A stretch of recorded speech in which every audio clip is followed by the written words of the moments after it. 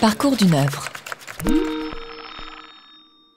Mon travail se fonde régulièrement autour de la notion d'itinéraire et de parcours.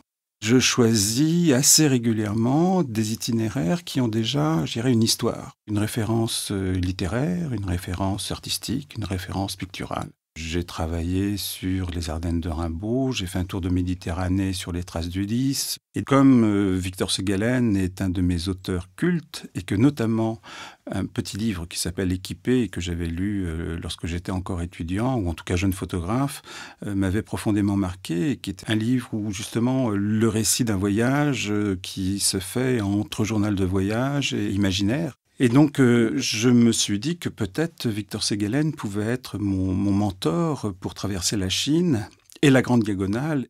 Ça déterminait mon itinéraire.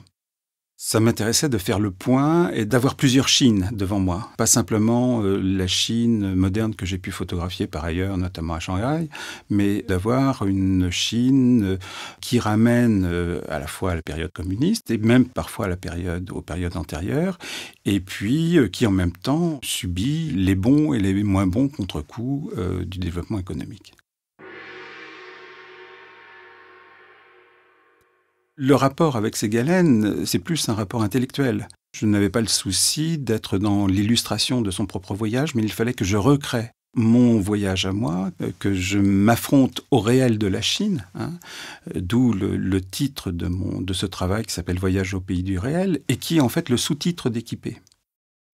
Je n'ai pas recherché la beauté du paysage, j'ai recherché le paysage vernaculaire, le paysage qui est celui du quotidien de la Chine. Des scènes, plutôt des scènes de rue que je conçois plus comme des espèces de chorégraphie urbaine, comme justement des scènes de reportage où on va voir quelqu'un en train de travailler, ce qui, en général, des images qui ne m'intéressent pas. Donc là, c'est plus une manière dont les gens occupent l'espace. Et puis des portraits posés, sachant que l'ensemble de ces photographies réalisées en argentique, avec un moyen format, elles ont toutes été réalisées, même pour les scènes qui paraissent instantanées dans la rue, sur un trépied. C'est important pour moi, d'où aussi la nécessité d'avoir un interprète, de savoir quelle personne je photographiais et ce qui était en jeu, enfin quelle était non seulement l'identité, mais la fonction, voire l'histoire, voire passer un petit moment. Ça nous est arrivé aussi d'arriver dans un village et de passer la journée avec les gens et donc d'avoir un rapport plus intime et plus complet avec les gens. Voilà. En fait, on s'aperçoit qu'en voyageant à travers le monde et loin dans l'ailleurs, surtout les choix que moi j'ai faits qui sont des choix non exotiques, quelque part, dans ma manière de restituer ces mondes que je vais traverser, on se retrouve très rapidement dans des situations relativement familières, effectivement, où le monde lointain, les gens qu'on rencontre, les gens avec lesquels on partage un déjeuner, les gens qui racontent leur vie, etc., finalement, ils sont relativement proches.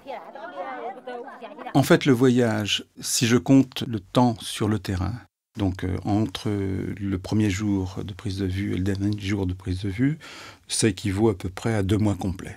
Partagés entre 3 séjours qui font en gros 3 semaines chacun. Au début, j'avais réservé un interprète.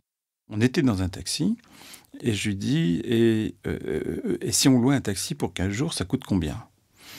Il se penche vers le chauffeur qui lui dit OK.